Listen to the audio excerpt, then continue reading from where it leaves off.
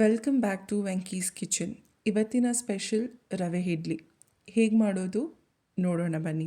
ಇದಕ್ಕೆ ಬೇಕಾಗುವ ಸಾಮಗ್ರಿಗಳು: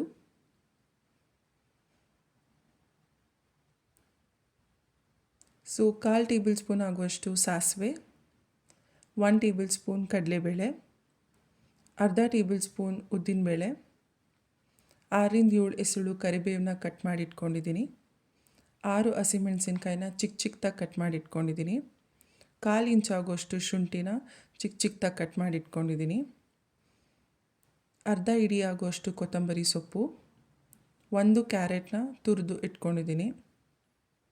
ನಾನಿಲ್ಲಿ 1/4 kg ಎಕ್ಸಾಕ್ಟಾಗಿ ಯೂಸ್ ಮಾಡ್ತಾಯಿದ್ದೀನಿ ಮೀಡಿಯಮ್ ರವೆನ. ನಾನು ಈ ಲೋಟ ಅಳತೆಯಲ್ಲಿ ತೊಗೊತಾ ಇದ್ದೀನಿ.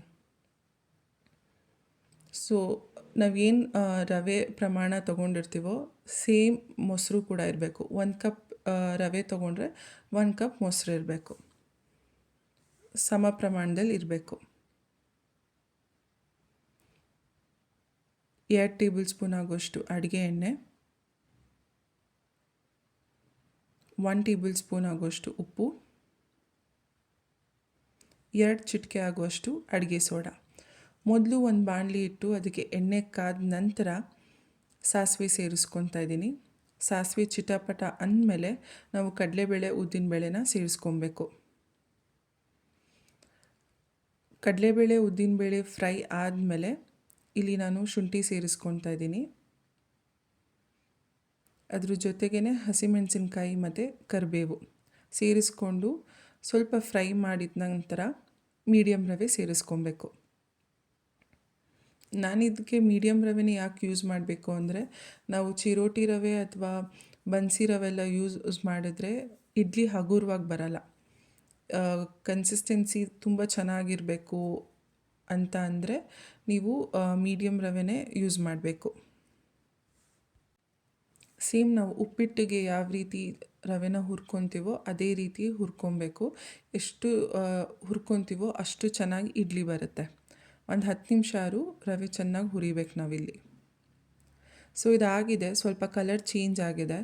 ನಾನು ಬೇರೆ ಪಾತ್ರೆಗೆ ತೆಗೆದಿಟ್ಕೊಂಡಿದ್ದೀನಿ. ಸ್ವಲ್ಪ ಕೂಲ್ ಡೌನ್ ಆದಮೇಲೆ ಕೊತ್ತಂಬರಿ ಸೊಪ್ಪು, ಉಪ್ಪು ಮತ್ತು ಅಡುಗೆ ಸೋಡಾ ಸೇರಿಸ್ಕೊತಾ ಇದ್ದೀನಿ. ಅದ್ರ ಜೊತೆಗೆ ತುರಿದಿರೋ ಕ್ಯಾರೆಟ್ ಮತ್ತು ಮೊಸರು. ನೀವು ಮೊಸರನ್ನ ನೋಡ್ಕೊಂಡು ಸೇರಿಸ್ಕೊಳ್ಳಿ, ಬಿಕಾಸ್ ಒಂದೊಂದು ಸತಿ ಫುಲ್ಲು ನೀರಿನ ಥರ ಆಗೋಗುತ್ತೆ ಜಾಸ್ತಿ ಹಾಕಿದ ತಕ್ಷಣ. ಸ್ವಲ್ಪ ಫಸ್ಟ್ ನಾನಿಲ್ಲಿ ಅರ್ಧ ಹಾಕ್ಕೊಂಡು ಕಲಿಸ್ಕೊಳ್ತಾ ಇದ್ದೀನಿ. ಫಸ್ಟು ಅಳತೆ ನೋಡಿ ಸೇರಿಸ್ಕೊಳ್ಳೋಣ ಅಂತ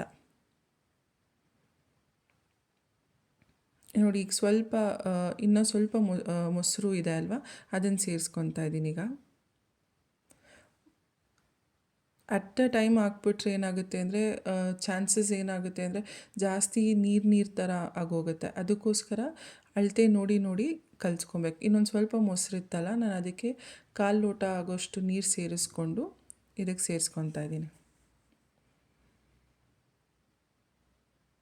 ಮಿಕ್ಸ್ ಮಾಡಬೇಕಾದಾಗೆ ಗೊತ್ತಾಗೋಗುತ್ತೆ ಯಾವ ರೀತಿ ಇದೆ, ಇನ್ನೂ ಸ್ವಲ್ಪ ಬೇಕಾಗುತ್ತಾ ಅಂತ ಬೇಡವಾ ಅಂತ.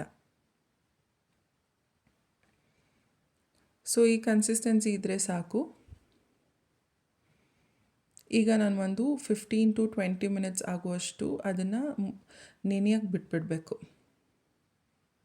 ಅಷ್ಟರಲ್ಲಿ ನೀವು ಚಟ್ನಿ ಸಾಗು ಏನಾದರೂ ಮಾಡ್ಕೊತಾ ಇರಿ, ಅಷ್ಟರಲ್ಲಿ ಇದು ನೆಂದಿರುತ್ತೆ. 15-20 ಮಿನಿಟ್ಸ್ ಆದಮೇಲೆ ನೀವು ನೋಡ್ಬೋದು ಈ ರೀತಿ ಆಗಿದೆ.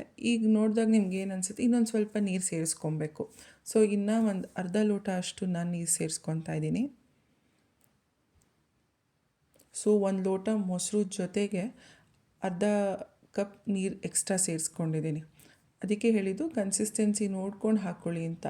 ಇದಕ್ಕಿಷ್ಟೇ ಪ್ರಮಾಣ ಅಂತ ಹೇಳೋಕ್ಕಾಗಲ್ಲ, ಯಾಕೆಂದರೆ ಒಂದೊಂದು ಸತಿ ಕಡಿಮೆ ಹಿಡಿಯುತ್ತೆ, ಒಂದೊಂದು ಸರಿ ಜಾಸ್ತಿ ಹಿಡಿಯುತ್ತೆ.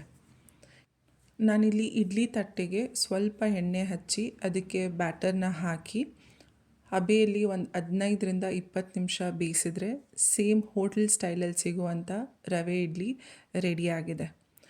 ಎಷ್ಟು ಸಾಫ್ಟ್ ಇರುತ್ತೆ ಅಂದರೆ ತಿನ್ನೋಕ್ಕಂತೂ ತುಂಬ ಚೆನ್ನಾಗಿರುತ್ತೆ. ನಿಮ್ಗೆ ಮಾಮೂಲಿ ಇಡ್ಲಿ ತಿಂದು ಬೇಜಾರಾಗಿದ್ದರೆ ಅಪರೂಪಕ್ಕೆ ಇದನ್ನು ಮಾಡ್ಕೊಬೋದು, ಸಖತ್ ಟೇಸ್ಟಿಯಾಗಿರುತ್ತೆ. ನಾನಿಲ್ಲಿ ನಾರ್ಮಲ್ ತೆಂಗಿನಕಾಯಿ ಚಟ್ನಿ ಜೊತೆ ಪೇರ್ ಮಾಡಿದ್ದೀನಿ. ಹೇಗಿದೆ ಅಂತ ಟ್ರೈ ಮಾಡಿ ನೀವು ಮನೇಲಿ ತಿಳಿಸಿ. ಹೀಗೆ ಸಪೋರ್ಟ್ ಮಾಡ್ತೀರಿ. Thank you for watching.